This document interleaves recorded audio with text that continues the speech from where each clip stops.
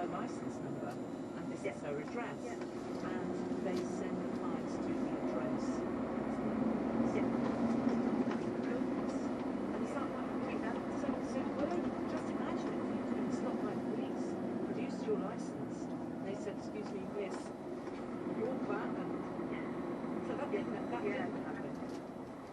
That didn't happen, no, but so because the court system had whatever the address the crime organisation was using, everything was going to that address. However, as soon as the court said we're now issuing a ban, that triggered communication to DVLA, and DVLA of course had my correct address. Yeah. So then DVLA contacted me on my legal address, so that's when I became aware of the whole scam. But it's the fact that actually there's no, it's all, as I was kind of going through this whole process, new tickets were starting to pop up in my name.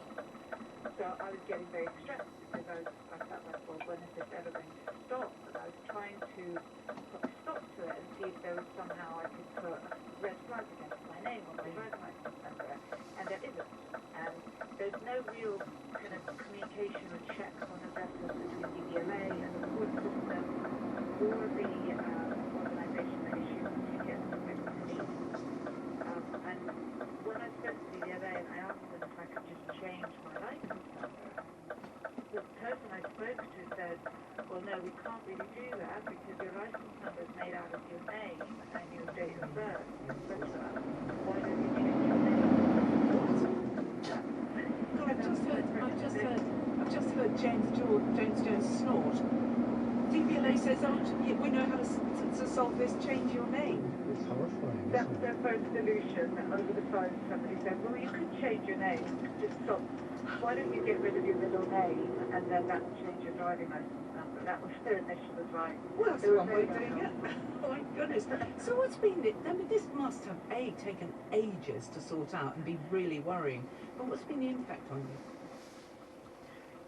It's been just really, it's been stressful. It's been, obviously, when I was banned from driving, I couldn't drive. I had a holiday coming up, camping trip with my kids. I had to cancel that.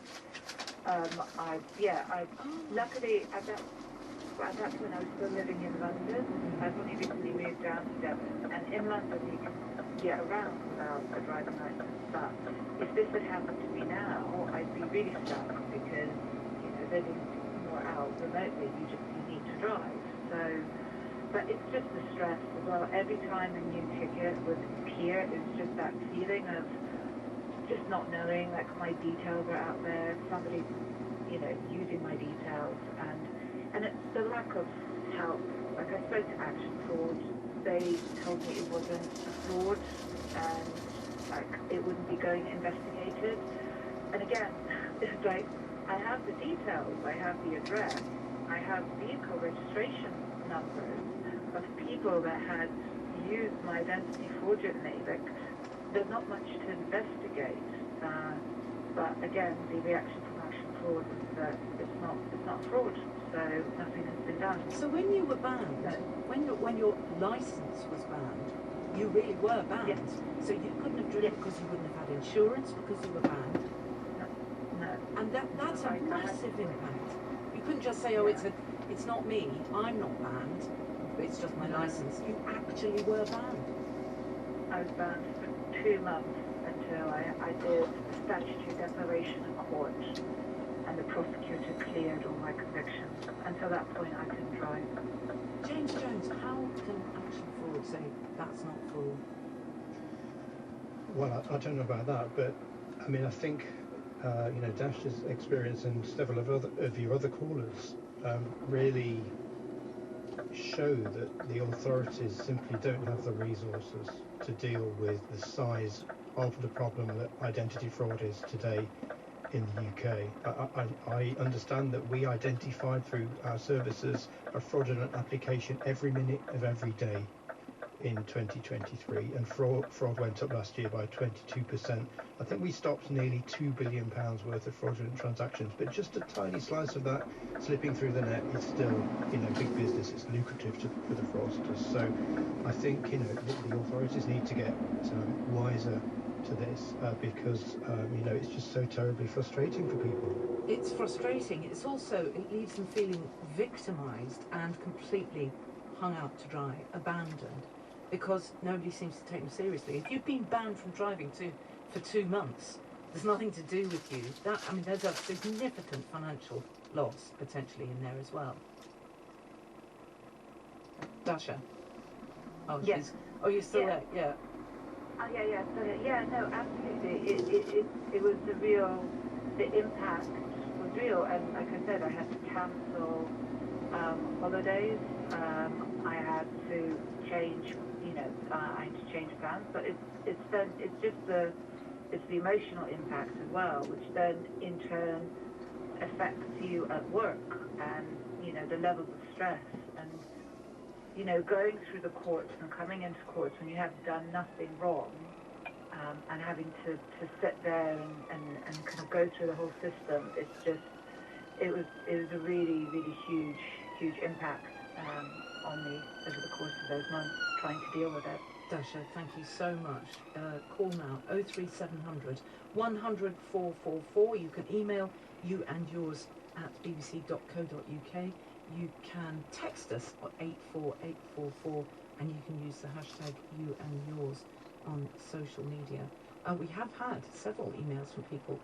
Andrew in Didcot says, from time to time I get phone calls in the morning trying to sell me an alarm pendant, others qualifying for the same energy saving options. To see if I qualify, they ask for my date of birth. I never give it. I just say I'm over X years. Banks and government agencies and health use date of birth as a personal identifier. Di in Loughborough, she says, in response to an email from Experian, I checked searches on my credit score, and since October 23, I've had searches from about 20 different insurance companies that were not instigated by me. So far, my score has not been affected as they're soft searches. Actually, I wanted to ask you about that, James, because this morning, after that letter yesterday, I clicked on my Experian credit report, and I discovered I'd had 3 or 4 searches by banks and over the last few days, and they weren't me. Is the bank just sort of having a wander around, or have I got something to worry about? Well, if it's your actual bank, the search. Not my bank. Okay, and if you've not instigated, any comparison checks recently, if you've been shopping around for a loan or a credit card, then that could be a warning sign that something untoward is going on. I mean, a lot Even of a soft search. Even a soft search, because that is still accessing your data. We use the term soft just to communicate the fact that it wasn't an actual application for credit, it was something else, because only the application searches are fed into credit scoring calculations. So, for example, you can shop around, you can check your own report, you will generate soft searches, but they don't have any impact on your credit worthiness. So you can do those sorts of things as often as you like. But certainly if you do spot any type of search on your credit report that you are unfamiliar with, then you should kind of raise that, either by contacting the organisation direct, or you can come to us for help and we'll do that for you. Thank you. Let me go to Miranda in Bath. Miranda, what happened to you? Miranda, are you there? No? We'll go to Rachel in Hertfordshire. Rachel, you had a bank account closed. Did you instigate that? No. I didn't know anything about it until I tried to use my card out shopping, and it was rejected. And when I got home, I just thought I'd go online to see why, and I couldn't get onto my bank account. Came back with a message saying, call this number. So I rang the number, and it was a weekend, and there was just minimum staff available, and they said that my account was closed with immediate notice. So there was no explanation, nothing. Well, we did a report about this recently, and when a bank decides to shut an account, they don't have to tell you why it's been done. But how did you find out that that wasn't you and you didn't do it? That the account was closed? Yeah. Well, the bank had closed it because there is somewhere somebody had set up a linked address to me that's completely fraudulent. So it was only because my bank closed my account, wouldn't tell me why. I tried to open an account elsewhere and I couldn't. But one of the notifications from one of the banks I applied to, came back from fraud operations, Yeah. and fraud operations prompted me to join Experian and Equifax, and it was on those credit reports that I found a linked address to Peterborough. I've never been there, so I went back to my bank and said, look, I think there's something going on here, but they continued to close my account. They gave me an extra 2 weeks grace whilst they investigated it, but they still closed my account, and this was back in November last year. Did you go to the Ombudsman? Ongoing, yes. So the Ombudsman has been amazing, but it's taken time. Yeah. It took me quite a lot of time to get my head around what on earth was going on.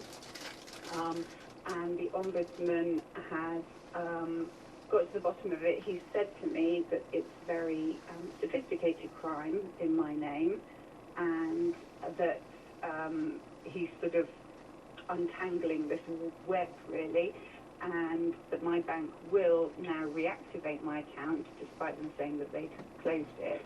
They haven't fully closed it, and they're going to reactivate it, but we're just discussing compensation, because I actually wrote to the chief executive at the time just to sort of shout as loud as I possibly could to say, you know, this is wrong, this is completely wrong, you can't just cast me adrift. I've been with the bank for 20 plus years. And treat you as a criminal when it wasn't in fact you. Rachel in Hertfordshire, thank you so much. We've got a minute to the end of the programme. I just want to try and squeeze Miranda from Bath in.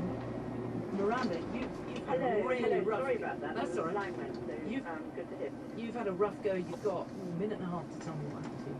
Okay, well, I had on my phone, mobile phone, a message saying that my phone number was being reported out, and I think that is critical that phone number was reported out without any of the kind of checks, security checks that is normal, even just when you want to talk to your company. But anyway, that occurred, and I then reported this to my bank. That took a long time even to get to this point when I discovered what had happened, because I had to go and my phone, I could no longer use my phone, and I had to go and use someone else's phone. I called the bank, told them not to let any money go out, because it appeared that there'd been a loan put in by somebody of thousands of pounds, not me. Someone had put money in your bank? They'd put in, and in fact the bank's response was, well, what you should be worried about is money's going out. And I said, well, I'm very worried about money coming in, because it's not my money.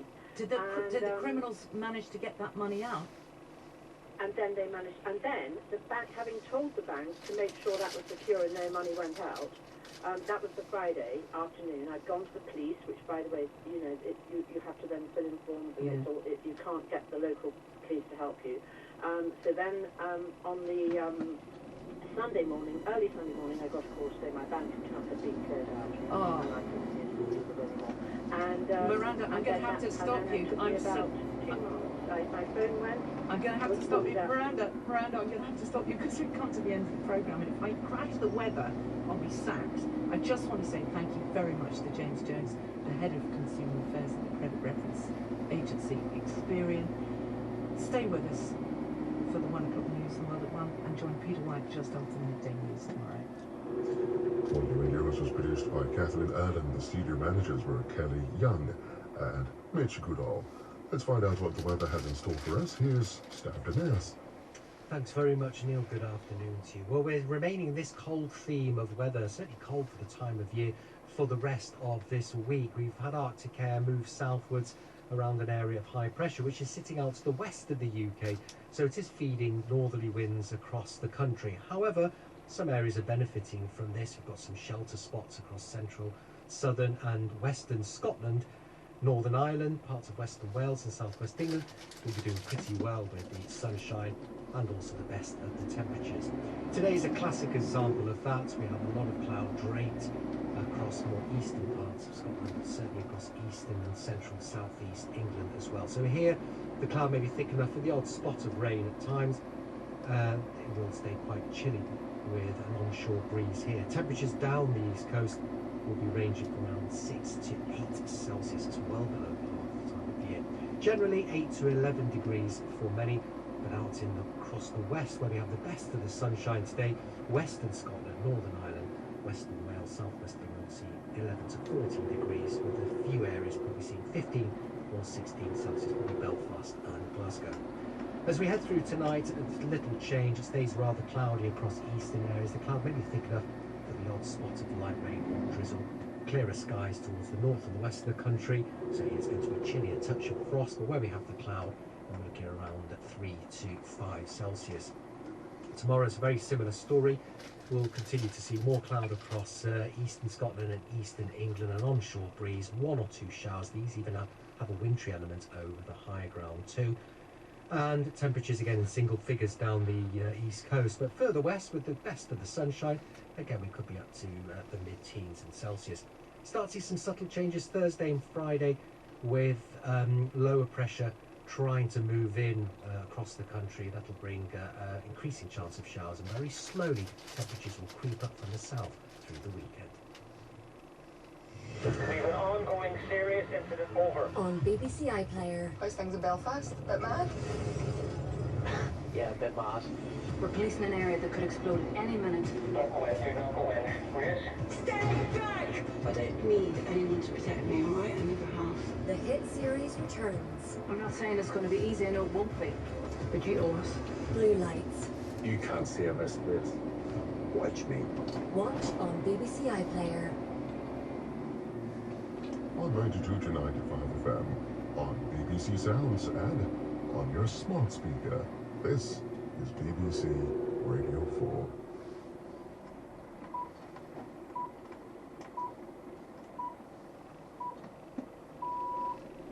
Hello and welcome to The World at One, with me, Sarah Montague.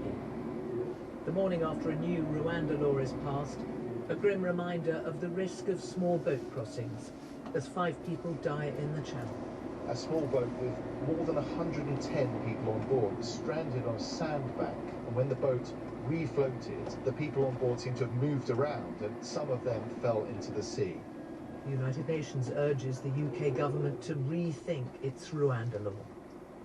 Also today, the Prime Minister is in Poland announcing extra support for Ukraine. We'll have a briefing. As politicians consider how and whether to limit children's use of smartphones, we hear the lessons from around the world.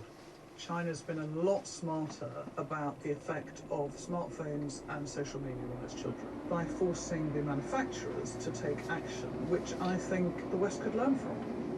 And at what age are you old? Take your time, think a lot, I think of everything you got. Words that you get tomorrow, that your dreams may not. New research suggests that age isn't what it used to be. We'll discuss what age is old. The BBC News is read by Lisa Costello. 5 people have died trying to cross the English Channel in a small boat. French officials say a 7-year-old girl is among the dead and that 4 others have been taken to hospital. The deaths come hours after Parliament passed the Rwanda bill designed to deter such journeys. From Calais, our correspondent Andrew Harding sent this report. Before dawn this morning, we watched perhaps 100 people rush from the dark sand dunes towards the sea, dragging an inflatable boat. French police ran towards them, but we could see young men reacting by wielding long sticks and throwing explosive firecrackers. The police, who've warned repeatedly about growing violence from migrants and smuggling gangs, pulled back slightly. The boat was pushed out, and there was a frantic struggle as people clambered on board. It now seems clear that those who died were crushed or drowned in those few chaotic minutes, just a few dozen meters off the French coast. As the boat drifted out to sea, French rescue boats began to arrive. The dead were taken off, and some passengers agreed to abandon their journey. French authorities say around 50 people decided to continue their journey across the Channel under legal supervision. Rishi Sunak has said the deaths in the Channel are deeply distressing and that they underscore the need for deterrent. He insists will be introduced by his Rwanda policy. The long-delayed legislation was passed last night after a lengthy tussle between MPs and peers. The United Nations has warned the bill will harm human rights and refugee protections. Our political correspondent Harry Farley considers the questions still hanging over the Rwanda plan. When will flights take off? How many will be on board? And what legal challenges will the government face? The answers to many of these questions are unknown. The Prime Minister has set himself a new deadline of flights in July. The illegal immigration minister, Michael Tomlinson, said the bill would inevitably face legal appeals, but it's not clear what effect they would have on the government's timeline. And with more than 52,000 asylum seekers in the UK waiting in limbo, we don't know how many will be sent to East Africa. Labour say the Rwanda policy is an extortionately expensive gimmick, and they would replace the scheme with a new plan to boost border security. But the ultimate question facing Rishi Sunak is, now his plan is law, will it achieve its ultimate aim, to stop the boats? Mr Sunak has announced a new package of military aid for Ukraine worth £500 million. Downing Street says the assistance will include 60 boats, 400 vehicles and 1,600 missiles. The Prime Minister spoke to Ukraine's President Volodymyr Zelensky by phone before flying to Warsaw for talks with his Polish counterpart Donald Tusk and NATO Secretary-General Jens Stoltenberg. Our political editor Chris Mason is travelling with Mr Sunak. The government's desire to articulate its financial commitment to Ukraine is personified by who is with the Prime Minister on this trip. Not just the Defence Secretary Grant Shapps, but the Chancellor Jeremy Hunt too. Rishi Sunak told me on the plane here that the world was at its most volatile and dangerous for decades. There is a rise in authoritarian states cooperating and acting in a more assertive manner, is how he put it. He branded Moscow's invasion of Ukraine as a strategic failure and heralded the recent expansion of NATO. Finland joined last year, Sweden joined last month. But trips like this underline the nervousness among Western leaders about the stamina Western democracies will require of their people to remain committed to supporting countries such as Ukraine year after year after year. An aide to a German far-right member of the European Parliament has been arrested on suspicion of spying for China. Prosecutors say the German citizen of Chinese origin has been working for Beijing's Secret Service. Our correspondent Jessica Parker reports from Berlin. The aide is reported to work for Maximilian Krah, a sitting member of the European Parliament for the far-right Alternative for Deutschland. Mr Krah is also the party's lead candidate for fresh EU elections in June. The employee, who's been arrested, named only as Jian Ji, is alleged to have shared information about parliamentary negotiations and to have spied on Chinese opposition figures in Germany.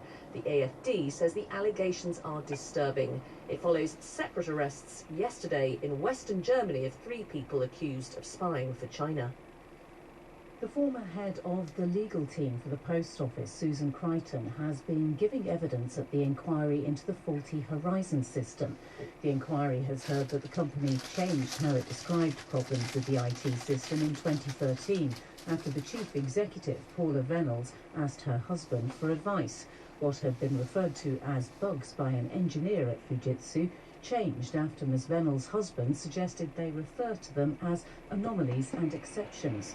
This has been described by the Inquiry Council as Orwellian. Our correspondent Zoe Conway reports.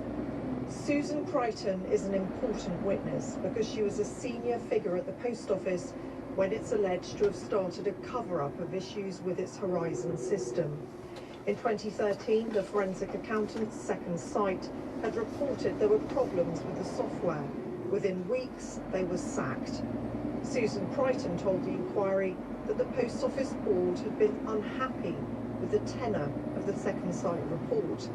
She left the company later that year. She says she wasn't put under pressure to leave, but she felt that the board didn't like the way she'd been managing the Second Sight review. The first Aboriginal artefacts taken by Captain Cook when he landed in Australia more than 250 years ago have been handed back after years of negotiations with the Grigor people. The 4 wooden spears were returned in a ceremony at Trinity College, Cambridge, where they'd been donated in 1771. Lisa, thanks very much. The new law that was passed by Parliament just after midnight has been described by the Prime Minister as not just a step forward, but a fundamental change in the global equation on migration. Within hours, it was clear just how much a change is needed. 5 people, including a child, died when they fell off a boat trying to cross the channel. The French authorities rescued others. Jacques Billon is the government representative of the Pas-de-Calais region. Sur place, les marins ont pu constater la présence dans le bateau de plusieurs personnes. On site, the sailors found several people in the boat, unconscious and in great difficulty. Despite resuscitation attempts, 5 of them died. 57 people who are still in the inflatable remained on board, as they did not wish to be rescued. They managed to get the engine running again and decided to continue their journey to Great Britain under naval supervision. The Conservatives say that as a result of today's law, flights will take off to Rwanda in July and the numbers will drop sharply because migrants will realise there is a real risk of being deported. But the law applies to those arriving now, and it is not to stopping departures all along the coast as we've seen this morning.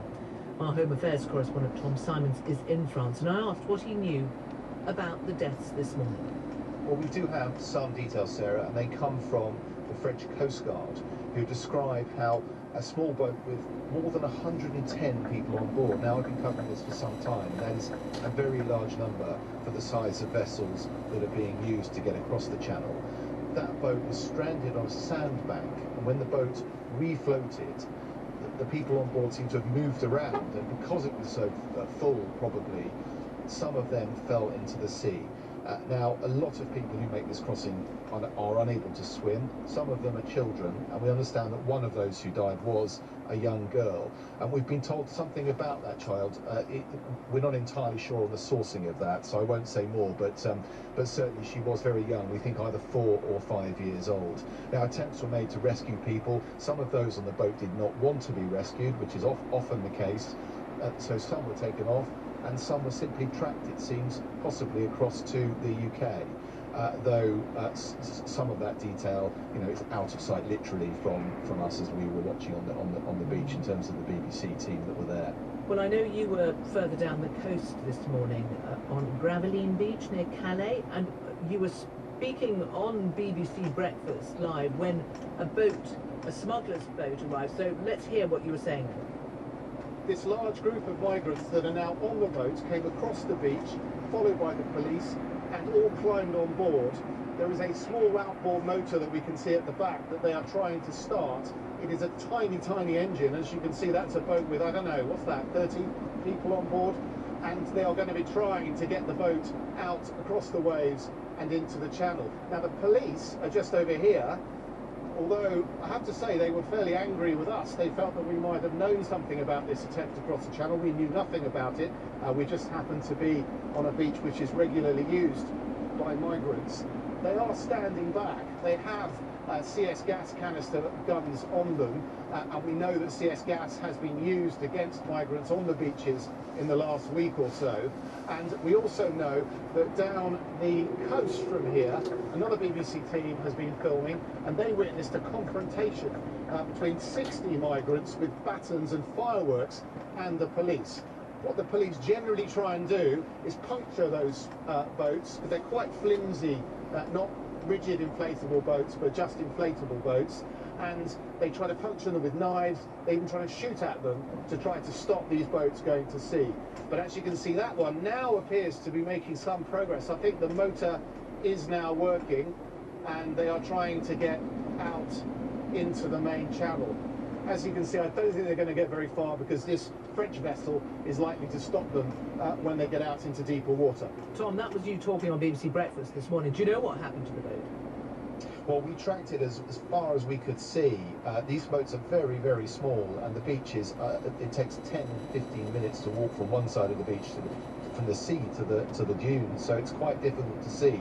But it did get some way out, and we do know that migrants have been arriving in Dover today, so it's possible that some of those on board got across to the UK. I thought what was interesting was that the police didn't try and stop it. It may have been because of our presence and a lack of willingness to try to puncture that boat and possibly send everybody into the, at that point, shallow water. It was also interesting, there was this big naval ship that was tracking it, and we do know that some of those migrants who didn't manage to get on that boat simply went back to the camp, where we later stopped off to talk to people, and I'm sure they'll be trying again. Right, and just to be clear, you were there purely by chance? Yes, absolutely. we obviously, I've been to this part of Calais this year and last year, and we know roughly which beaches are used by the migrants. We had no idea that there was going to be that group who were going to be crossing the beach and making it to the sea.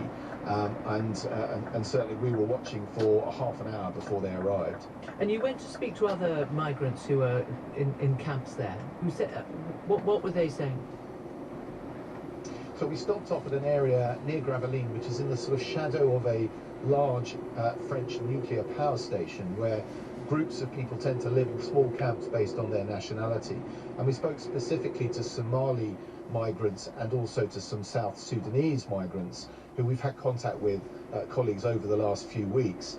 And I explained to them that the Rwanda bill had passed.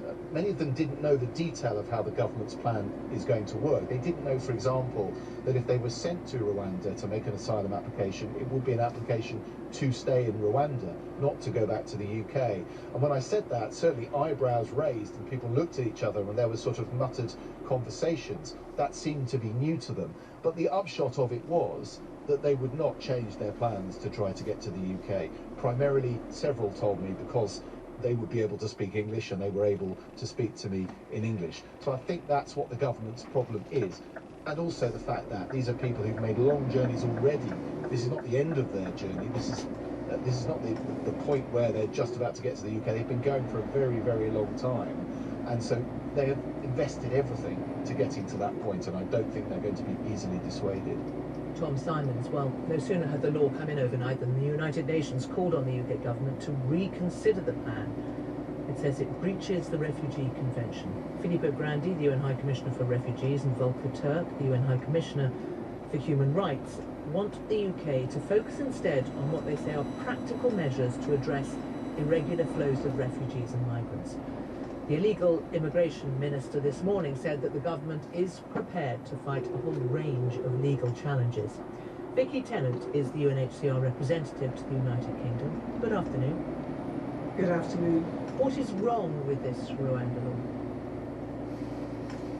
Well, first of all, I would really like to just express my very, very sincere condolences. And Tom has just described what has happened this morning on the channel, and really to convey our condolences to the families and the others affected by this loss of life. And I think that's really, it speaks to the despair and the distress that is driving people on these very, very dangerous journeys. Now, what's wrong with the law is that it is essentially about the UK stepping back from its responsibilities to offer protection in line with the Refugee Convention to people in these very, very desperate situations. And it shifts that responsibility to another country. So it's very much a step back from that long tradition of offering protection and sanctuary to people who are very much in need of protection. And Tom has described some of the people that he's been talking to this morning, people from Somalia, people from South Sudan. The profile of the people who are moving is indeed mixed, but many of them are fleeing crises, are refugees, and are very much in need of protection. Okay, but I'm sure the government would say that what they are absolutely not doing is stepping back from the responsibility, because it is exactly because of deaths in the channel that somebody needs to do something that will stop people trying to cross. And I wonder what your alternative is. We believe there are practical alternatives. Now, one of them is giving people access to an asylum system that works fairly and efficiently and determines their applications quickly. And that means that refugees who are genuinely in need of international protection can be given that protection, can be channeled into Why can't the Rwanda scheme do that? The Rwandan scheme is essentially about closing down access to protection in the UK. The UK Supreme Court found very clearly that while the Rwanda is a very generous host of refugees, 135,000 refugees, mainly from neighbouring countries, its system for looking into individual asylum applications is not at the moment It does not at the moment have the capacity and the possibility to properly look at those applications. Right. So just to be clear, is it the processing in Rwanda or the fact that successful and in fact probably unsuccessful applicants will stay in Rwanda? Which is the bit that the UN objects to? It's both. It's the fact that this arrangement will transfer responsibility 100% to Rwanda. So claims will be processed there, and if they're successful, people will not have the right to come back to the UK. That's responsibility shifting. It runs very much counter to the principle of responsibility sharing that's set out in the Refugee Convention.